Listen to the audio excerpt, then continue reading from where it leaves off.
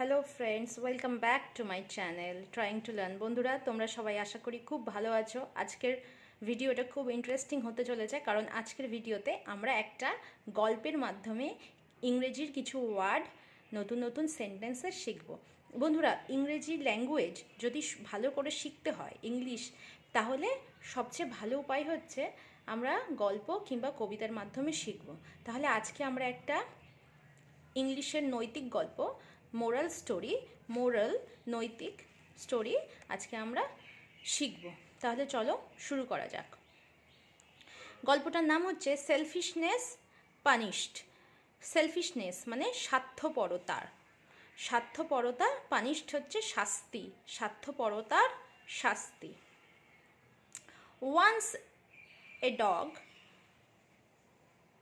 একবার একটি কুকুর, অ্যান্ড এ ডঙ্কি, একটি গাধা, উইথ মানে এখানে সাথে বুঝিয়েছে, a basket of bread. Basket of bread মানে এক ঝুড়ি রুটি। একবার একটি কুকুর এবং একটি গাধা, যাদের সাথে বাস্কেট অফ ব্রেড মানে এক ঝুড়ি রুটি ছিল, ওয়ার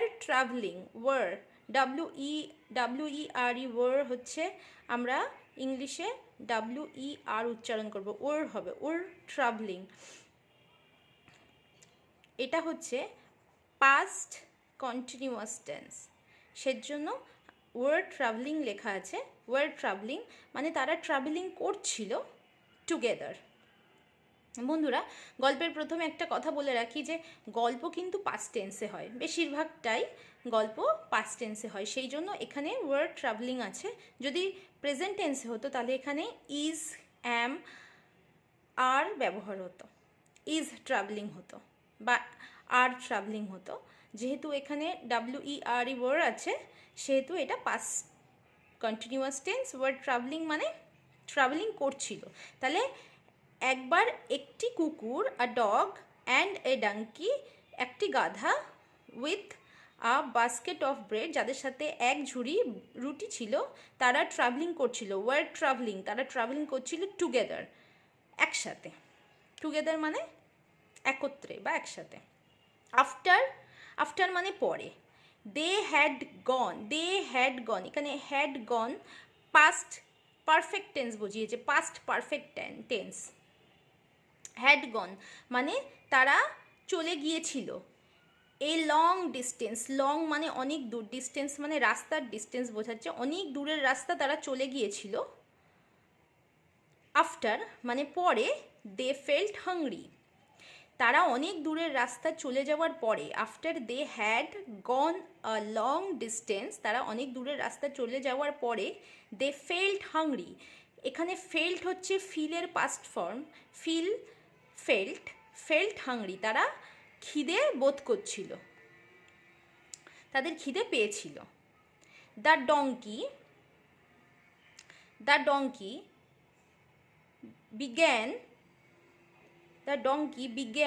বিজ্ঞান হচ্ছে বিগিনের পাস্ট ফর্ম। বিগিন হচ্ছে শুরু করা, আর বিগেন হচ্ছে শুরু করেছিল। দ্য ডঙ্কি বিগেন টু ইট, গাধাটি খাওয়া শুরু করেছিল। দ্য গ্রাস মানে গ্রাস হচ্ছে ঘাস, দ্য গ্রাস ওই ঘাসগুলো, দ্যাট যেটা, গ্রু মানে বেড়ে উঠেছিল, গ্রো মানে বেড়ে ওঠা, আর গ্রু মানে বেড়ে উঠেছিল পাস্ট ফর্ম, এখানে পাস্ট ফর্ম আছে, গ্রিউ আছে past form. By the road side, by মানে পাশে, দ্য রোড সাইড মানে রোডের সাইডে, রাস্তার পাশে। এখানে বাই হচ্ছে কিন্তু একটা প্রিপোজিশন, যেটা অবস্থান বোঝায়। যেহেতু দ্য রোড সাইড আছে আর এখানে ঘাসের কথা বলা হচ্ছে, তা ঘাসটা কোথায় আছে, রোড সাইডের পাশে, সেই জন্য অবস্থান বোঝানোর জন্য এখানে বাই কথাটা ইউজ করা হয়েছে, বাই প্রিপোজিশনটা ইউজ করা হয়েছে। তাহলে আমরা আরেকবার পড়ে নিই। The donkey began to eat, donkey খাওয়া শুরু করেছিল। দ্য গ্রাস ঘাসগুলো, দ্যাট গ্রু যেটা বেড়ে উঠেছিল, বাই দ্য রোড সাইড রাস্তার পাশে বেড়ে উঠেছিল। The dog had nothing to it, had nothing, তার কাছে হ্যাড এখানে ছিল না অর্থে ব্যবহার করা হয়েছে। The dog had nothing to eat, মানে তার কুকুরের কাছে কিছু খাবার ছিল না। So he prayed, so he prayed, pray হচ্ছে প্রেয়ার করা মানে প্রার্থনা করা, প্রেড হচ্ছে প্রার্থনা করেছিল। So he prayed to the donkey, he মানে এখানে ডগের কথা বলছে, ডগ প্রে করেছিল টু দ্য ডঙ্কি, ডঙ্কির কাছে। He prayed to the donkey to give him, to প্রতি, গিভ হিম মানে খাবার দিতে, গিভ মানে দেওয়া, হিম মানে তাহাকে। আ পিস অফ ব্রেড, একটি রুটির টুকরো, আ পিস অফ ব্রেড একটি রুটির টুকরো দিতে তার কাছে প্রার্থনা করেছিল, কুকুর করেছিল, কুকুরটি। হি প্রেড টু দ্য ডঙ্কি, কুকুরটি ডঙ্কির কাছে প্রার্থনা করেছিল টু গিভ হিম, তাকে আ পিস অফ ব্রেড দেওয়ার জন্য, একটা পিস অফ ব্রেড দেওয়ার জন্য, রুটির টুকরো দেওয়ার জন্য তার কাছে প্রার্থনা করেছিল। বাট দ্য ডঙ্কি, বাট কিন্তু কুকুর, but the donkey refused, refuse করা মানে প্রত্যাখ্যান করা, এখানে রিফিউজড আছে মানে প্রত্যাখ্যান করেছিল। টু গ্র্যান্ট ইট, গ্র্যান্ট মানে হচ্ছে কোনো কিছু দান, কোনো কিছু দান বা সম্মতি বা দান, এখানে দান ধরি। But the donkey refused, refused করেছিল প্রত্যাখ্যান করেছিল, টু গ্র্যান্ট ইট মানে ওই দানটি দিতে প্রত্যাখ্যান করেছিল। মানে এখানে দান বলতে খাবারের কথা বোঝানো হয়েছে, পিস অফ ব্রেডের কথা বোঝানো হয়েছে, যেটা কুকুর চেয়েছিল ডঙ্কির কাছ থেকে সেটা ডঙ্কি দিতে না করে দিল। আফটার সাম টাইম, আফটার মানে পরে, সাম টাইম মানে কিছু সময়, কিছু সময় পরে। আ উলফ একটি নেকড়ে, একটি নেকড়ে। ওয়াজ সিন, এখানে ওয়াজ সিন দেখা যাচ্ছিল, ওয়াজ সিন দেখা যাচ্ছিল। To come towards them, to come মানে কাম মানে আসা, টুয়ার্ডস মানে দিকে, দেম মানে তাহাদের, টু মানে তাদের প্রতি। আফটার সাম টাইম, আফটার মানে পরে, সাম টাইম কিছু সময় পরে, একটি উলফকে ওয়াজ সিন দেখা যাচ্ছিল, টু কাম টুয়ার্ডস দেম তাদের দিকে আসতে, টু কাম টুয়ার্ডস দেম তাদের দিকে আসতে। দ্য ডঙ্কি, দ্য ডঙ্কি বিজ্ঞান, দ্য ডঙ্কি বিজ্ঞান শুরু করেছিল, টু ট্রাম্বল ইন ফিয়ার, ট্রাম্বল মানে, ট্রাম্বল মানে কাঁপা, ইন ফিয়ার মানে ভয়ে, ভয়ে কাঁপা, tremble in fear. The donkey began to tremble in fear, donkey ভয়ে কাঁপা শুরু করেছিল। অ্যান্ড প্রেড, অ্যান্ড প্রেড হচ্ছে প্রার্থনা করেছিল, টু দ্য ডগ ডগের কাছে, to stand by him, by মানে পাশে, স্ট্যান্ড মানে দাঁড়িয়ে থাকতে, এবং হিম মানে তার পাশে। তাহলে কে কাকে প্রার্থনা করেছিল? The donkey began to tremble in fear, donkey began to tremble মানে ভয়ে কাঁপা শুরু করেছিল, ইন ফিয়ার ভয়ে। অ্যান্ড প্রেড প্রার্থনা করেছিল, টু দ্য ডগ ডগের কাছে, টু স্ট্যান্ড বাই হিম তার পাশে দাঁড়ানোর জন্য। দিস টাইম এই সময়, দ্য ডগ রিফিউজড এই সময় কুকুরটি রিফিউজ মানে প্রার্থনা অস্বীকার করলো, রিফিউজ করলো, অস্বীকার করলো, এবং সেড